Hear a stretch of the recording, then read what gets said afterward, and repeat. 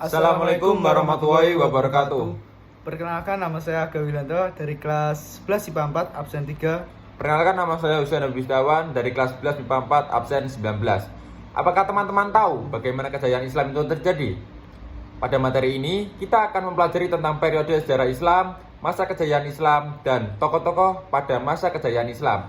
Berdasarkan pendapat Harun Nasution, sejarah Islam dibagi ke dalam 3 periode yaitu yang pertama, periode klasik, periode pertengahan, dan periode modern. Yang pertama, periode klasik. Periode klasik dibagi ke dalam 2 fase, yaitu fase eksplanasi dan integrasi pada tahun 650 sampai 1000 Masehi dan fase disintegrasi pada tahun 1000 sampai 1250 Masehi. Masa klasik berlangsung dari masa Rasulullah hingga menyebar pasukan Mongol ke dunia Arab pada tahun 1258 Masehi. Yang kedua, periode pertengahan. Periode pertengahan dibagi ke dalam 2 fase, yaitu fase kemunduran pada tahun 1250 sampai 1500 Masehi. Hal tersebut disebabkan oleh beberapa faktor, salah satunya yaitu dikuasainya beberapa kerajaan Islam oleh tentara Mongol. Yang kedua, fase munculnya ketiga kerajaan besar. Pada tahun 1500 sampai 1800 Masehi, peradaban Islam kembali bangkit. Sekitar tahun 1500 sampai 1800 Masehi dengan berdirinya 3 kerajaan besar, yaitu Turki Utsmani, Safawi Persia, dan Mongol di India. Yang ketiga, periode modern. Periode modern ditandai dengan berakhirnya ekspedisi Napoleon di Mesir pada tahun 1789 sampai 1801 Masehi dan munculnya tokoh-tokoh pembaru Islam. Kemajuan umat Islam.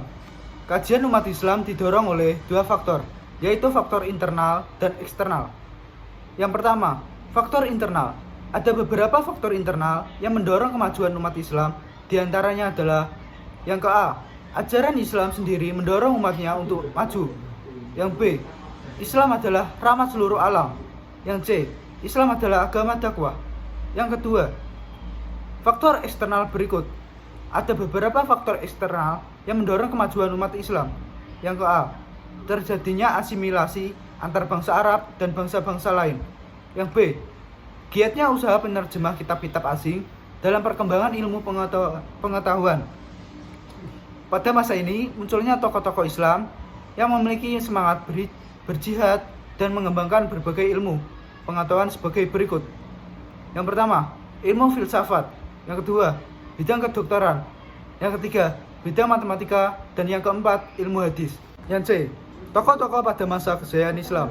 Pada masa kerajaan Islam, muncul tokoh-tokoh ilmuwan dan cendekiawan Muslim yang mendorong perkembangan ilmu pengetahuan. Saat itu diantaranya adalah yang pertama, Ibnu Rushd 520 sampai 595 Hijriah.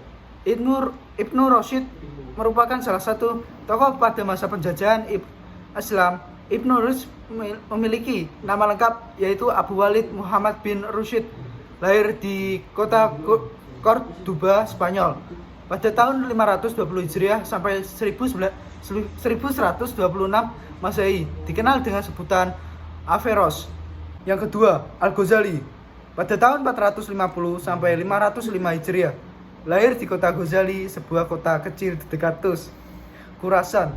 Al-Ghazali yang bernama lengkap Abu Hamid Muhammad bin Muhammad At-Tusi.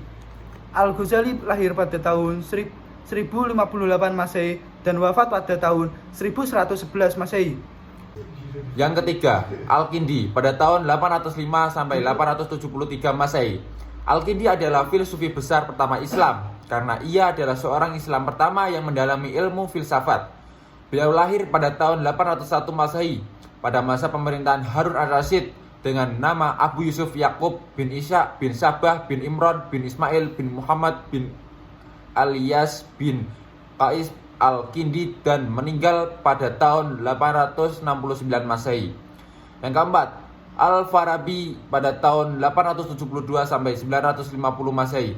Nama lengkapnya adalah Abu Nasr Muhammad Ibnu Tarkhan Ibnu Uzlaq Al-Farabi, lahir di Farabi, Transylvania pada tahun 872 Masehi dan wafat di Damsyik pada tahun 950 Masehi. Beliau keturunan Turki.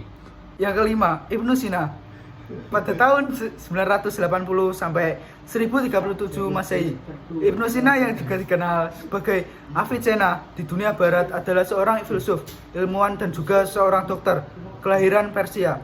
Sekian dari kami, kurang lebihnya mohon maaf. Wassalamualaikum warahmatullahi wabarakatuh.